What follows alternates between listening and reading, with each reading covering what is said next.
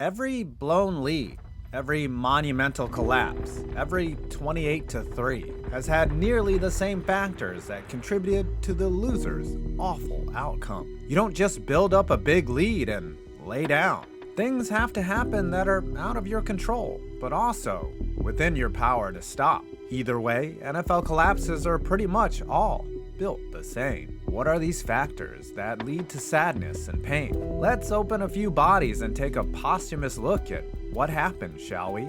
The anatomy of an NFL collapse is coming up right after this. This video is brought to you by Manscape.com. It is better to give than to receive. Whoever made that up has clearly never heard of the number 69. Nice. Introducing the Performance Package from Manscaped, which is the perfect holiday gift this year. Unlike you, I feel like Christmas came early, as look at the amazing stuff that's in this box. The Performance Package features the Lawnmower 4.0 that has skin-safe technology to keep your jingle balls free of nicks and cuts. This trimmer features adjustable guards, a 7,000 RPM motor with quiet stroke technology, phrasing again, wireless charging, it's waterproof, and has a light to guide you down there like Rudolph with his nose so bright. As if it can't get any better, the Performance Package comes with 2 free gifts: the Shed travel bag to put all this stuff in, and form-fitting breathable boxer briefs, which keeps things cool and repels moisture. So after this video, head on over to manscaped.com/5-points and get 20% off your order and free international shipping. Again, that's manscaped.com/5-points from the link below. Your jingle balls will thank you. Trait 1. Bad reffing. Whether we like to admit it or not, refs play a huge factor in the outcomes of games. Now, there are countless examples of bad reffing during a blown lead, but let's focus on one game in particular where seemingly innocuous incidents ended up hurting the collapsing team. During the Oilers' famous 32-point collapse to the Bills in 1992, they were still up by 25 in the third quarter. Frank Reich sailed a pass down the sideline to a wide-open Don Beebe, who scored the second touchdown of the game for Buffalo.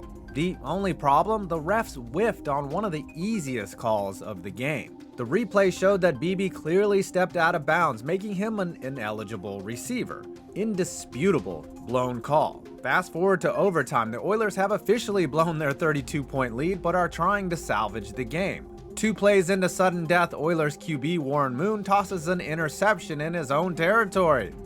But wait a minute, Bills linebacker Darryl Talley clearly held wide receiver Ernest Givens, letting the ball sail directly to Nate Odoms.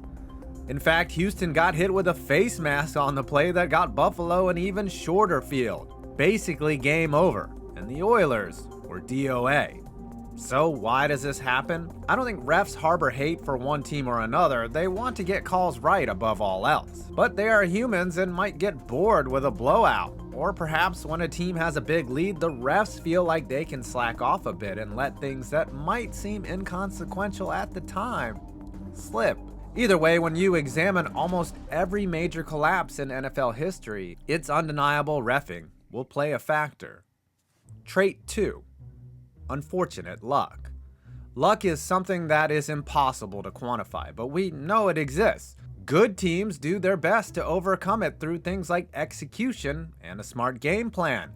Bad teams, well, they're the Lions. Let's look at the 2014 playoffs where the Chiefs took a commanding lead in the wild card round against the Colts. KC once led by 28 in the third quarter, but after a flurry of scoring, Indy cut the lead to 10 points. Then luck happened. See what I did there? Colts running back Donald Brown fumbled the ball at the goal line. Instead of finding a Chief defender, the ball bounced straight into the hands of said Luck, who powered forward into the end zone, a cruel roller coaster of a play for Chiefs fans. Seeing miracle plays like Luck's touchdown run will make a team wonder if it's even possible to lose. And it makes the other team wonder if they've already lost before they've even relinquished the lead. The unpredictable bounce of an oblong ball can change the shape of a game forever. Back to Buffalo. After the Oilers jumped out to their 32-point lead in the third quarter, the winds changed. Literally.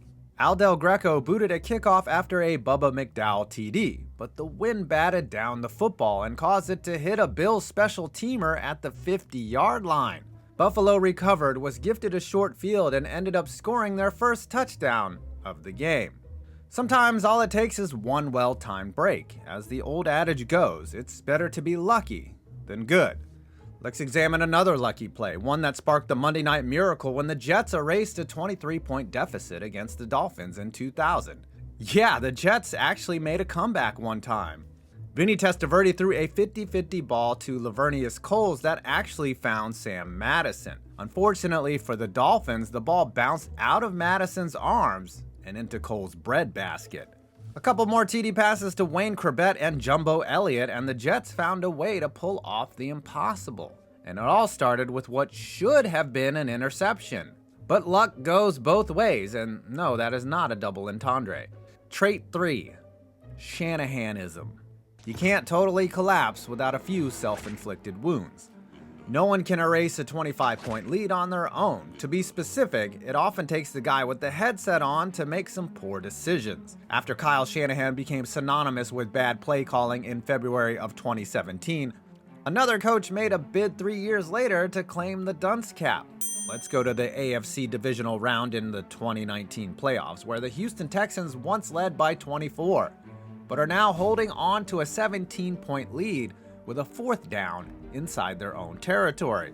Inexplicably, Texans head coach Bill O'Brien decides this is the time for a fake punt. Alrighty then. In a rare instance where the Honey Badger isn't pissed at him, Daniel Sorensen sniffs out the play, and whatever momentum Houston had left was immediately transferred to the Chiefs. Of course, this play was not just the key play that turned a 24-point lead into a 20-point loss, it was the seminal moment in the collapse of a franchise. But is Bill O'Brien's fake punt worse than Kyle Shanahan's decision to keep passing in the fourth quarter of Super Bowl 51? I think y'all know how I feel about that. Would the Texans have won the game if they had simply punted? It's just something we decided to do, but the play didn't work. It feels unlikely given the Chiefs' onslaught that was to come. The point is, yes, execution is a factor, but the guy with the laminated play sheet has to pull the right levers when the pressure is on. Play calling and decision making is 100% on the coaching staff. Not recognizing that they are doing damage and not adjusting is emblematic of a collapse. Trait 4, poor time management. If you watch more of Super Bowl 51, you'll notice another crucial mistake that the Falcons make and keep making over and over again. Throughout the second half, Matt Ryan continues to snap the ball with plenty of time left on the play clock. Instead of burning clock, he keeps gifting precious seconds to the opposition. As a result, despite having Tom Brady backed up at his own goal line down 8, time was never really a factor. The Patriots tied the game with time to spare, never fighting the clock, just the downs. There's also a phenomenon in the anatomy of a collapse called panic. Once a team's lead starts to evaporate, the guys on the sideline get caught in their rigid game plan versus looking at the situation and not managing the clock. A team might keep passing when they shouldn't, or sometimes it's a stubborn defensive coordinator. Take the Miracle at the Meadowlands Part 2. The Giants were up 31-10 with just over 7 minutes left in the game. On a first down, Michael Vick found Brent Selleck, who was one-on-one with Kenny Phillips and badly missed a tackle and allowed a 65-yard TD. One play.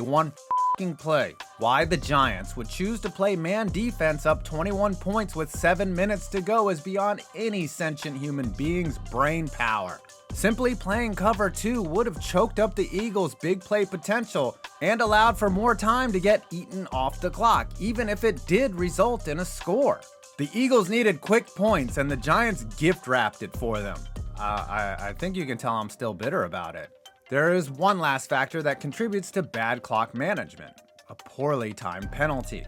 Peyton Manning's 21-point comeback in the last 4 minutes of his Monday night comeback against the Bucs in 2003 had one of those. After a second down run that would have drained the clock to the 2-minute warning, Bucs offensive lineman Kenyatta Walker was flagged for unnecessary roughness, effectively giving the Colts an extra 40 seconds to finish off the comeback. Of course, not getting off the field leads to our last bad trait: the silent killer, fatigue. Let's take a look at the total plays run by each team in Super Bowl 51. The Atlanta Falcons ran a total of just 46 plays, a low number given that the average team hits about 60 on any given game. Their opponents, the New England Patriots, ran a total of 93 plays on offense, holding onto the football for over 40 minutes, including their one drive in overtime. Even a Falcons defense that was swarming the Patriots in the first half has to slow down with that big of a workload. Despite trailing the Pats by 18 points at home in the 2007 AFC Championship, the Colts ran 80 plays on offense, 22 more than the Patriots did. See, I managed not to suck off the Patriots the whole time. In the Bills' comeback against the Oilers, Houston ran more plays than the Bills, and even owned the ball for 37 minutes, including overtime, but failed to string together any substantial drives after halftime. In fact, their only score of the second half came on a pick six, meaning the defense didn't even get a chance to catch their breath before surrendering a flurry of touchdowns. They were obviously gassed. Keeping your defense fresh is one of the best ways to stave off a comeback. That means running the ball, burning the clock, recovering onside kicks, not turning over the ball, and converting third downs. Things you should be doing anyways. It's not always a matter of conditioning, it's using your resources wisely. Vince Lombardi said it best: fatigue makes cowards of us all. But I'll never get tired of 28-3. Well, there you have it, the anatomy of a collapse. Houston sports fans, go out and have a drink. I'm 5 Points Vids, and you made it to my next video.